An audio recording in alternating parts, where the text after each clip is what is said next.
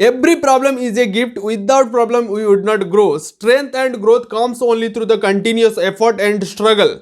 Lastly, I would say try not to become a portion of success, but rather try to become a portion of value. Welcome back. I am Jagvandu Behra. I am a researcher and author and professor of Hobby Kalinga. So today I would like to explain COVID economic variant and education system of India.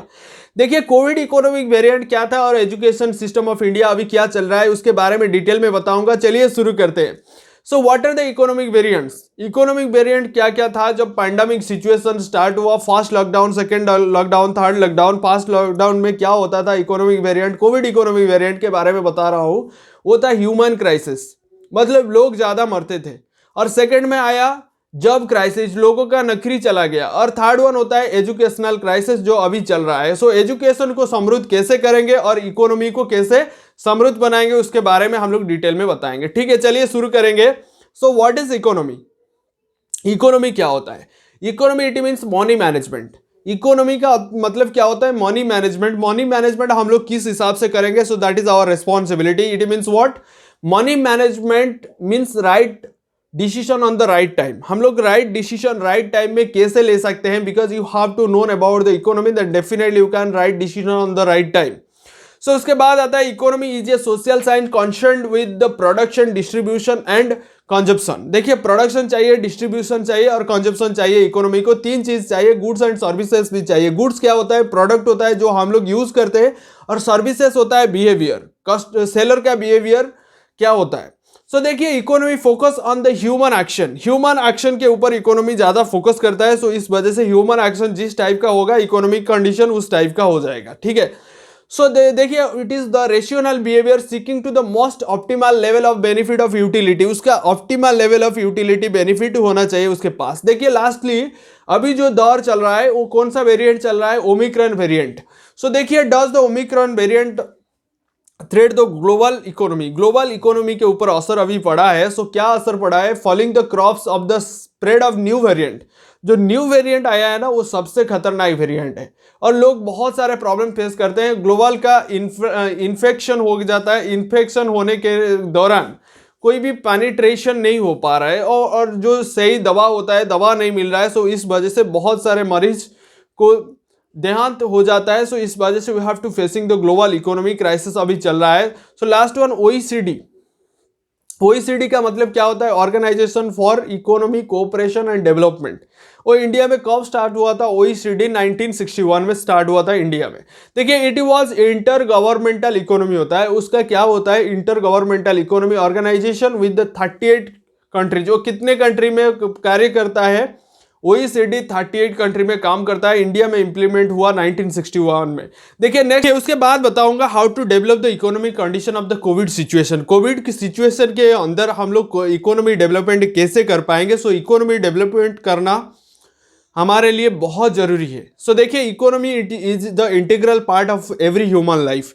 Human life में economy जो होता है ना एक integral part होता है। Integral part को संभालने के लिए हम लोगों को क्या करना चाहिए? इकोनॉमी को डेवलप करना चाहिए। सो कैसे होगा? How to develop the Indian economy.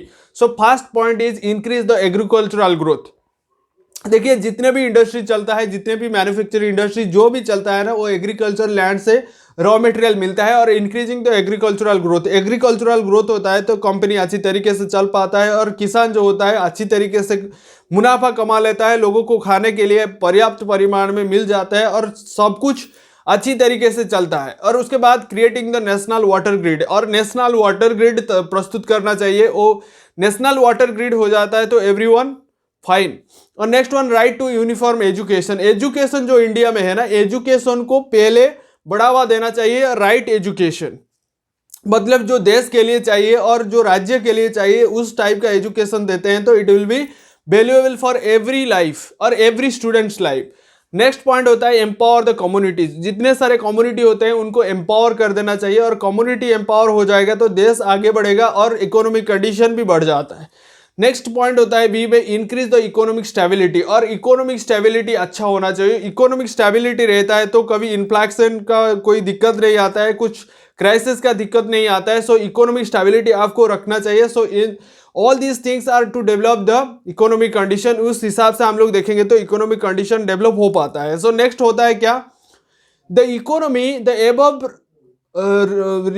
reforms of the employability of India will be helped to improve the social and economic quality of the lifestyle. इस हिसाब से देखेंगे तो पांच को लेते हैं तो इंडियन इकोनॉमी डेवलप हो सकता है और इंडिया का लाइफस्टाइल भी चेंज होता है. एक चीज मुझे बताओ, आपका इकोनॉमिक कंडीशन अच्छा हो जाता है तो आपका लाइफस्टाइल अच्छा हो जाएगा ना? नहीं. देखिए, जो आदमी 50,000 पर महीना रोजगार करता था वो अभी रोजगार नहीं कर पाता है, लेकिन he will try to how to achieve the 20,000 salary. वो अभी क्या सोच रहा है, मुझे 20,000 सैलरी मिल जाएगा तो so that is enough for me. So ऐसे ही सोचता है. जब ऐसे इंसान सोचता है तो इकोनॉमिक स्टेबिलिटी आ जाएगा और धीरे धीरे वो सुधार भी आ जाएगा और इकोनॉमिक कंडीशन बढ़ जाता है. सो आपको क्या करना चाहिए, आपको धैर्य रखना चाहिए और उस हिसाब से काम करना चाहिए. 5 टिप्स आपको फॉलो करना चाहिए. Increasing the agricultural growth, second one creative the national water grid, third one right to uniform education, empowerment communities, last one increase the economic stability. इतना ही होना चाहिए. होता है तो then definitely it will be valuable for us. So देखिए, last one lifestyle will be to reforms. So India can be attain the balance between the agricultural and industrial growth. देखिए, दो ही चीज होता है तो लाइफ में आप सफल हो पाएंगे. एक होता है एग्रीकल्चरल ग्रोथ, दूसरा होता है फार्मिंग ग्रोथ यानी एग्रीकल्चरल ग्रोथ. देखिए, एग्रीकल्चरल ग्रोथ होता है तो डेफिनेटली आपका कंपनी का ग्रोथ हो सकता है. एग्रीकल्चरल ग्रोथ नहीं होता है तो आपका कंपनी में कुछ प्रॉब्लम नहीं होता है. उसके बाद देखेंगे एजुकेशनल सिस्टम ऑफ इंडिया. देखिए, आज के ज़माने में ऑनलाइन एजुकेशन है. 5 साल के बाद भी ऑनलाइन एजुकेशन रहेगा और ऑनलाइन एजुकेशन का ट्रेंड अभी चल रहा है. देखिए, ऑनलाइन एजुकेशन को हम लोग क्या बढ़ावा देने के लिए हम लोग क्या करना चाहिए, स्टूडेंट को इंटरेक्ट करना चाहिए, स्टूडेंट को मोटिवेट करना चाहिए और स्टूडेंट कैसे अच्छे एजुकेटर बन पाएंगे by through the online classes, then definitely it will be help us. देखिए, वो क्या क्या पॉइंट है, how to effective online class. Online class को हम लोग कैसे इफेक्टिव कर पाएंगे. देखिए, अभी कोविड का दौरान चल रहा है, अभी ऑनलाइन क्लासेस हो रहा है.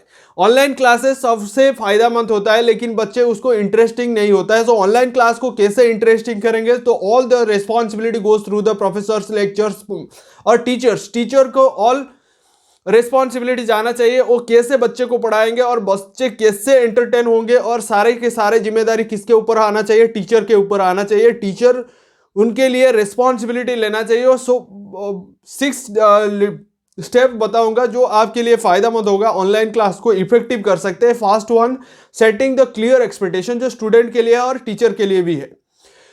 सेटिंग द क्लियर एक्सपेक्टेशन, मुझे क्या मिलने वाला है, क्यों मैं उस क्लास को जाऊंगा, जो मुझे अच्छी तरीके से मालूम हो जाना चाहिए. और ऐसे क्लियर विजन लेकर जाओ, मैं इस क्लास को ज्वाइन करूंगा तो कुछ मुझे सीखने को मिलेगा, इस वजह से मैं उस क्लास को ज्वाइन करूंगा. और जो क्लास ज्वाइन करता हूं तो कुछ सीखने को मिलेगा. So that's why you have to coming to attend the class.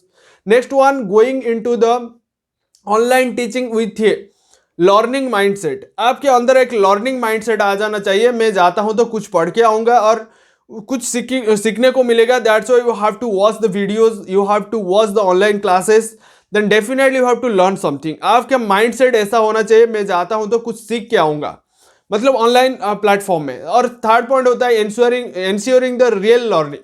देखिए, टीचर का भी जिम्मेदारी होता है, स्टूडेंट का भी जिम्मेदारी होता है. रियल लर्निंग करना चाहिए, मतलब जो बच्चे को चाहिए उस हिसाब से हम लोग पढ़ाएंगे तो